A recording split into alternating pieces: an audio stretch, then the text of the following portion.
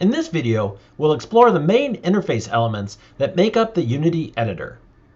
Our objectives will be to explore the project, scene, game, and inspector views, and understand the difference between game assets, game objects, and components. Okay, I'm going to continue where we left off with the last video. So we have the Solar System project open, our Unity editor is all configured, and the Solar System assets are imported.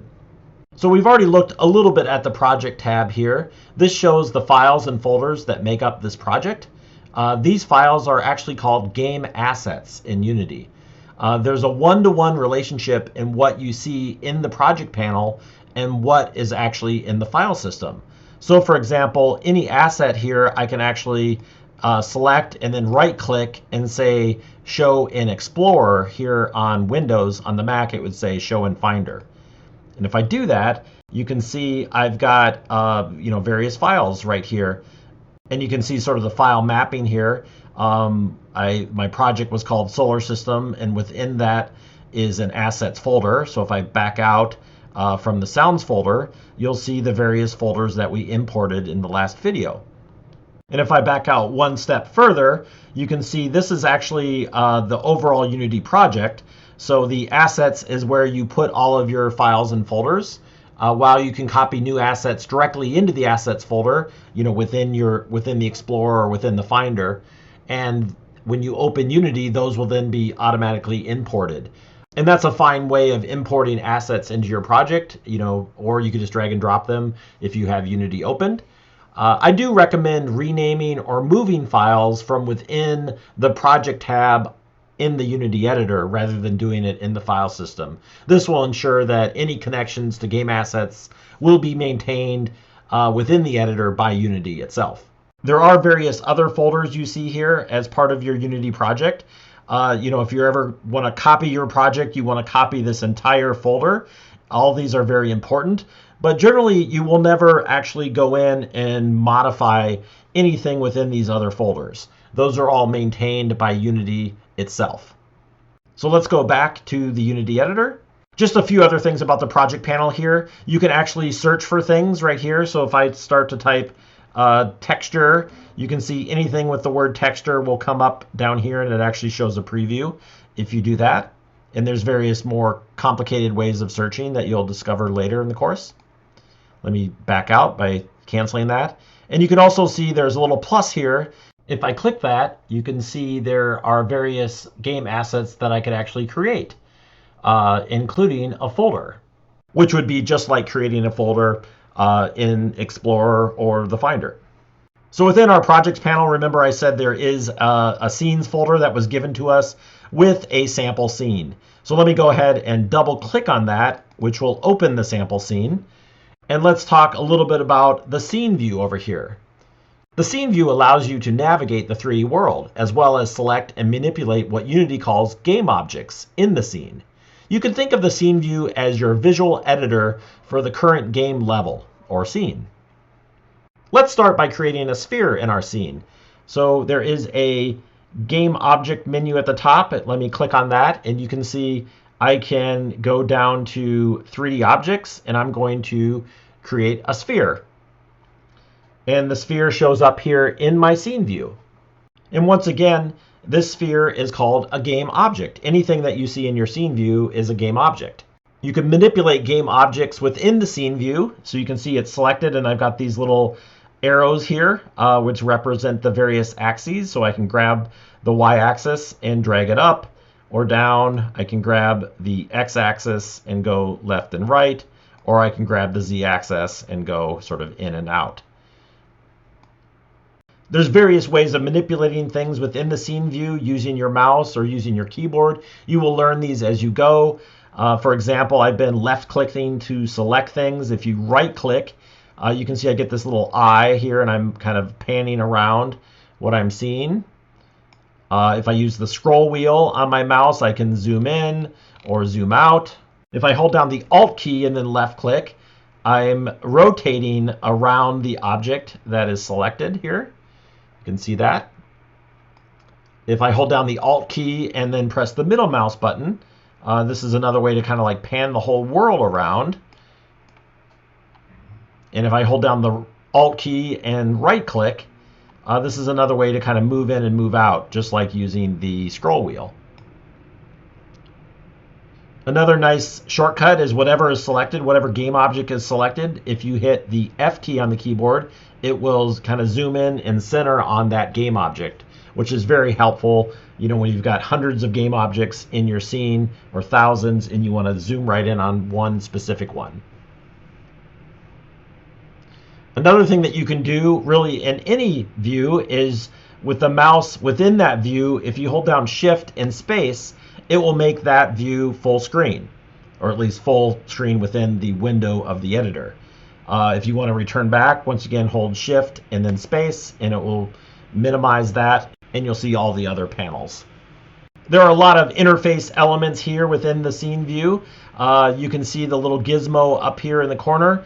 This is basically shows what we're looking at. Right now I'm in a perspective view. If I tap on the Y, now I'm in a top-down view, and you know, you can basically tap these to kind of rotate around the object, and then you can kind of see what view you're looking at. Here now I'm on a bottom view, and then once again, if I want to change back to kind of a perspective view, I can hold down the Alt and then rotate around. I can use the scroll wheel to zoom back out and so forth. So this is sort of a quick way of changing your view around as you go. And just like the project panel, I can also search for things within my scene. So I can search for example, sphere, and it will isolate anything with the name sphere. And then there's various other options along here that you'll discover, as you go. One other quick thing that I want to show in the scene view is if I once again select my game object here, there are various tools along the top here that allow you to modify the game object in certain ways. So the first option here is the move tool, and with that selected, we can basically grab the little gizmos that are coming off here, the little axes, to manipulate it. Or if you click in the middle, this allows me to, let me change my perspective here. It allows me to grab that little box and manipulate it that way as well. Or if you kind of select on the edge, you can move in all axes at the same time, or two axes in the same time. The next tool over is the rotate tool. So if I select that, you can see that my gizmos changed around the game object. Now I've got the rotation gizmos, so I can select that and actually rotate this. It's kind of hard to tell because I'm a sphere, and as you rotate the sphere, you can't really tell at this point because I don't have any texture on it or anything. But you can see as I'm dragging, it's showing me the angle it's going to change, and when I release, we can't really tell, but you can tell the gizmos themselves are rotating. So you can select the X, Y, and Z to rotate around that. And then the next option is the scale tool, and these work the same way. So I can pick a particular axis and scale it in that direction. Or let me just undo here. You can always undo here in the editor. So let me undo my scale change. If you select in the middle, it will scale all three at the same time. So that's kind of one quick way visually to make something bigger. And there's a few other tools that we'll explore over time. I also want to show these next two buttons. These will become more relevant later, but one basically says center. If I tap it, it will change the pivot. So this basically is how the object is manipulated. Are you moving it based on the center of the game object, or are you moving it based on the pivot point that is maybe set within a 3D modeling program? We'll talk more about that later. The next option over right now is grayed out because I'm on the scale tool. Let me move back to the move tool. You can see it says local. Notice the coordinate system, since I rotated, is kind of cocked. So the center of the object is rotated, so you can see my axes are rotated. If I click local, it's going to switch to global, and now it's showing the axes in regard to, or in respect to, the world itself, not the object. So if I want to, in this rotation, if I want to move it straight up in the world, I would do that based on the global coordinate system, not the local coordinate system. We'll talk a little bit more about this in the next video. So let me just switch this back to local for now. Below the scene view in the 2x3 layout is the game view. Notice the game view is sort of a different view on the game than the scene view. So we're both looking at the sphere here. One is zoomed in, and we can see detail on that when it's selected. Once again, the scene view is where we manipulate things. The game view is what the player sees through the current active camera. You cannot actually edit the scene through the game view. You can only preview the scene. The game view becomes most useful while playing your game. So notice at the top of the Unity editor, we have a play button here. When we click the play button, we enter play mode, and you can notice that the overall interface sort of dimmed a little bit, and I'm in play mode. And while I'm in play mode, I'm actually previewing what the player will see in the game. Right now, we haven't really set up a game or set up a project to really do anything, so it doesn't look any different than not playing, but this is how we will preview things in the future. So let me click the play again to exit play mode. So a couple other things here in the game view. One of those is maximize on play. So if I click maximize on play, and then whenever I hit that play button, notice the game view becomes full screen. And this is, just a nice way to preview your game. When you're in play mode, it comes full screen, so you can kind of immerse yourself like a player is immersed when playing. And if I, click the play button to stop again, it goes back to the normal edit view. And once again, that's a nice way to know when you're in play mode versus in edit mode, because those are two distinct things. You generally don't want to edit your world while you're in play mode. You actually can edit your world, but if you do, as soon as you hit stop, it will go back to the layout that was set up prior to playing. And we'll talk a little bit more about that as we go. A couple other important things in the game view, where it says free aspect for me. If I click that, this is a way that we can set up aspect ratios for our game. So for example, if we're making a game for a 16:9 display, we would select 16:9. Now if I play, I still have maximize on play selected. It will open in a 16:9 aspect ratio, like we might have on a high definition television, for example. Let me exit play. And there's various other settings here too. You can actually set pixel dimensions. So if you know an exact pixel dimension that you want to set it at, you can do that. So right now there's one setting for 1024 by 768, which is a common resolution size. You can also hit the plus here and set your own. So right now I can select either aspect ratio or fixed resolution.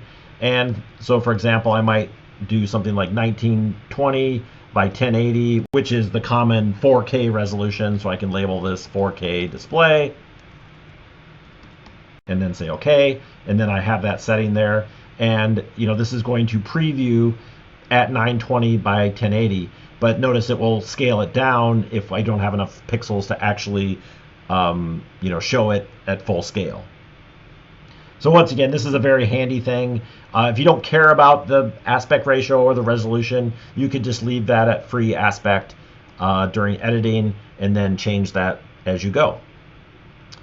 Once again, we already talked about maximize and play. You can turn on or turn off. You can also mute the audio if you don't want the audio to play.